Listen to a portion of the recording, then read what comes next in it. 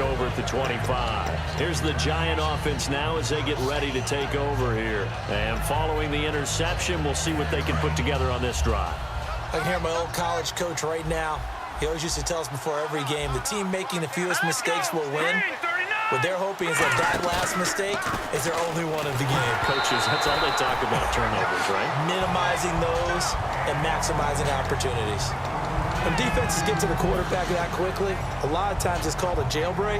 It wasn't quite that fast, but fast enough that he had no time to look downfield and set himself to throw the ball. And as he tried to do that, he was hit and forced an incompletion. Now Manziel. And the hit jarred it loose. It's incomplete. He was looking for his tight end, Crockett Gilmore there. And it's third down. Normally, he's pretty reliable. Usually catches what's thrown to him. On that play, he simply dropped it. Manziel. Now he's hit and the ball comes out. Manziel lost it.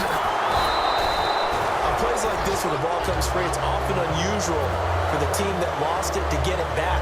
Because this is the quarterback. The ball gets away from him. Everyone else is trying to execute what they're supposed to do on offense. They're usually looking in the other direction, downfield, or have moved away from him. In this case, though, a teammate is able to come up with the ball. This is away and a very good kick, angled for the sidelines. The Rams offense now making their way out to take over, and they were able to punch it in the end zone last time. They'll be looking to do that again here for the defense. Obviously, they'll be looking to stop them from punching it back in the end zone. It always is punch-counter-punch, isn't it? And which team has the advantage? Well, let's just go back. Last time on offense, they rolled downfield, got into a good rhythm. You can see a little more bounce in and out of the huddle. You can see the sideline really get into the game. So defensively, you're thinking to yourself, how do we take that away from them? How do we get the advantage back? Let's see what they come up with. I think pressure is always the first way to go. You love pressure. I love it. We'll see if they dial it up this drive. Another 2-yard gain there, but they'll need to do better this time. It's 3rd and 6. Well, so many times we look at a short run and we praise the offense for trying to set the tempo and establish things, but the defensive guys, hey, they just won the battle there. It wasn't a big run given up. They don't always have to absorb the body blows. Sometimes they dish them out themselves. Hey, we got three down. Here we go now. On now, lucky 56. Lucky 56. Throwing on third. Gone. A bullet throw, but incomplete. And that drop will cause a little bit of angst for the play caller because you know they've worked all week game planning and flexing the tight end out and making him a matchup issue for the defense. They had what they wanted, and he drops the ball. Yeah, just couldn't hang on to the slant. Yeah, this one's going toward the sideline. They'll try to play keep away from Beckham. And this will carry out of bounds. Where are they going to spot it now? At about the 18-yard line, it looks like. And New York set to take the field. And last drive, 3 and out. Still a goose egg on the scoreboard. How do they break that goose egg? They've got to find a way to get the ball in the hands of their playmakers, get them some space, and try and make a first down and get some momentum going. It's been a struggle for them throughout the game, and that 3 and out on the last possession, that told you just how stalled they are on offense. So who will step up here? We'll see. Now a play fake here on first down. He's got the connection over the middle to Diggs. They get 25 yards out of that one. And it'll be a New York first. And now we're circling here around the 2-minute warning. This is a setup play, trying to get one last one in before the clock warning. 2 minutes to go here in the first half. We're back to the City of Angels after this timeout. So the offense has it 1st and 10. They'll put 2 receivers left, 2 to the right. Back to throw now on first down. He couldn't quite hold it. Got hit. Ball pops out. Incomplete. And now following the incomplete pass, we'll get a timeout here for an injured player. Well, he gets attended to. We'll step aside. Watch it now, Barney. Let's go. And 2nd and 10, he'll look to throw again. He's going to loft one deep left. Now a clash of bodies here, and it's intercepted. A great read, and it's picked off. And a big turnover there as his guys will get the football back. And the Rams getting set to go now. And they're coming off a 3 and out, my friend. I think they've got to look at that play sheet and go to a spot that they haven't gone before. Time to shake things up a little bit to try and get this. Todd Gurley, wave goodbye. He's at the 30. 10, 5, touchdown, LA. Todd Gurley on his way to a monster game. 3 first-half touchdowns. And the Rams add on to their lead. And with that carry, he's already over 100 yards here in the first half. And, partner, you know exactly what he's saying to his teammates right now, right? Especially to the play caller. Give me the ball. Again, and again, and again. It's not that heavy, sir. I'll take it. The Rams kickoff team on the field, and here we go with the ball in the air. This will be fielded on the back line of the end zone. And no run back here. This will be a touchback, and it comes out to the 25-yard line. And New York set to take the field. And following the interception, just any interception, are you a little bit more cautious when you start that next drive, or no, you just throw that out the window? I think you are. I don't think that there's any way you can run back out there and go, totally didn't affect me. Let's just go ahead and be loose with the football again. You're going to take care of it, but you have to be careful about being too cautious because now you can't run any offense at all. Still want to attack. We'll see how they attack him here. Trying to shake off the interception. He'll look to throw. Will tie the intended receiver. And it's second down. It's always tough for the guys throwing the football when they think they've got a completion and the ball's almost there, and then someone sneaks a hand or two in and bats it away.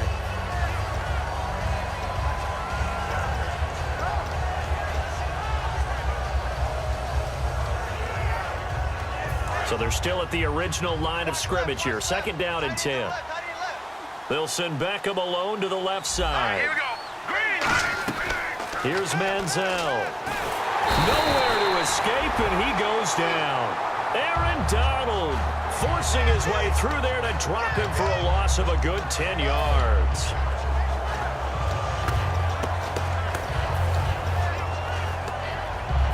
So a big sack on second down. Now let's see what the offense has in store for third. Out of the gun, they'll look to throw. He's got time. He's going to air one out. And incomplete. He can't hang on. Would have been a nice catch. Instead, it brings up a fourth down. Here's Ryan Quigley now as the drive goes backwards, so he's on to punt it away. And he gets it away, a directional kick going toward the sideline. And the punt over the side in the air, and the spot will be inside the 35. And now out on the field, here comes Los Angeles. And they hit the home run last drive. One play on the ground all the way to the house. Now the defense, maybe they're expecting a run here. Partner, I love your description because when we talk about hitting the home run, we're usually thinking about a passing play, aren't we? Something in the air, deep ball. But how about them just taking it big-time jaunt? Now if you're coming back out, now they've established this run game, the play-action pass could very well be open. Here's Goff now on second down. Austin's got it left side. And able to get this one across the 45 before he's brought down. So in the second quarter, he's already up over 100 yards receiving now. And isn't 100 the magic number for a really good game for a receiver? So you got a chance to really shatter that and have a profound effect on this game. And no escaping this time as he'll go down. They got him for a sack. Olivier Vernon in there to get him, and that is sack number 15 for him on the year. Back down to that Philly. Here we go. Here we go now. Blue landing. Blue. Now a draw as Goff gives to Gurley. And for one of the few times here today, this run's not going to go anywhere. And now the Giants will stop play as they take a timeout defensively. It's just their first, so they'll have 2 remaining here before we get to halftime. No. Check. Patriot. On third down, they'll run it with Gurley. And he'll go down right around the 47 this time. So we've come to halftime after a very one-sided beginning to this one. As we see, well, my apologies, Larry. I wanted to hear the report. Somebody's in a hurry, so we're going to get them right to quarter number 3. So both teams have their marching orders, and we'll get going again here in quarter number 3. This is fielded a couple yards deep. And last Last year, that would have been a net gain of 5 on the return. This year, he stopped where he would have been if he had taken a knee, and that's at the 25. Now the Rams offense, they work their way back on the field. They built a good first-half lead. Now they have a chance to add on to it. And what I'm thinking is that the offensive staff spent the entire halftime just working with them on, here's what we think they're going to do to attack us in the second half. Nice first half that we've had, guys, but be prepared for some change-ups. We're going to see them when we kick it off in the second half. See how they handle any adjustments that might be made defensively. And the offense behind the chains here, a touch on 2nd and 11. On second down, here's Goff. And he finds a man on the crossing route. Down the numbers. There he goes. And he is down deep into Giant territory. A big play there on the catch and run. 65 yards. First down and 10 now for the offensive group. They come out here in the eye.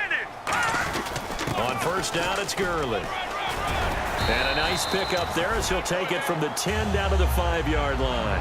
And he continues to pile up the yardage. That puts him over $150 now. And this defense has really had its problems trying to keep him contained. And on the outside, they're playing press coverage.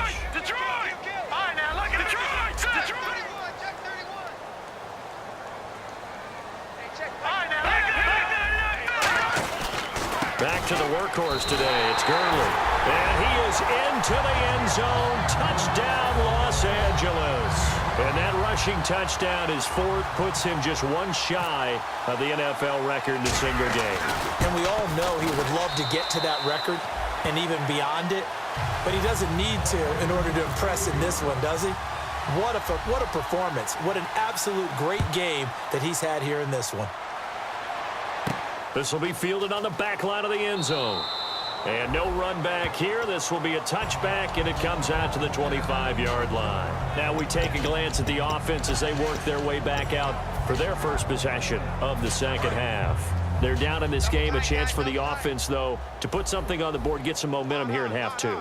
Try and get things kick-started for them. And you know at the half, they discussed how they were going to get that done. This is where scripting comes into play a lot of the time. How many plays do you script coming out of the second half? Most of the time in the first half, you're scripting 12 to 16. I think in the second half, you're really scripting more like 8 to 10. Kind of a starter or an opener, whatever terminology they use. Just something to get you off to a quick start.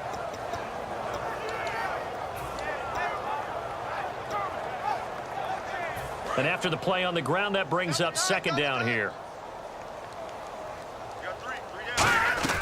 Manziel.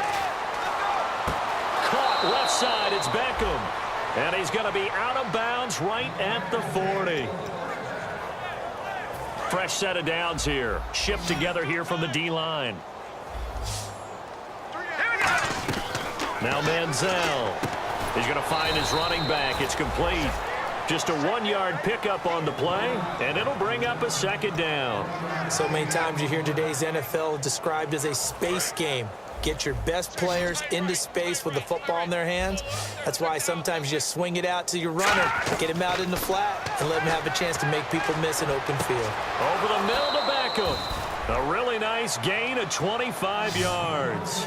He had time, was able to survey the field and find a soft spot in that zone coverage. And that's where it gets difficult for a defender, Brandon. You go to your spots on the field that you have to cover, and when the offense finds an area that you're not in, that's where they throw the football. Let's go, baby. Let's go. Get loud. I want to hear it. Now on first down, he'll drop to throw it. It's caught by OBJ. 15 yards through the air and a first down. And he's been one of their few bright spots here this afternoon. And as you pointed out, so far he's gotten his. That's not been the issue at all. But the teammates, the other guys, they've been shut down. That's why the defensive guys have to feel pretty good, even though he's over 100 yards. Yeah, he topped 100 with that last catch. Seeing that play and understanding just how tough it is to cover tight ends, especially the ones running around the NFL nowadays, makes me glad I didn't make it in that league. I would have had a really difficult time. But now you get to sit up here with me. Yeah, and that's fun, isn't it? And he will take it on in for a giant touchdown. will tie. His third touchdown now on the year. And the Giants are able to cut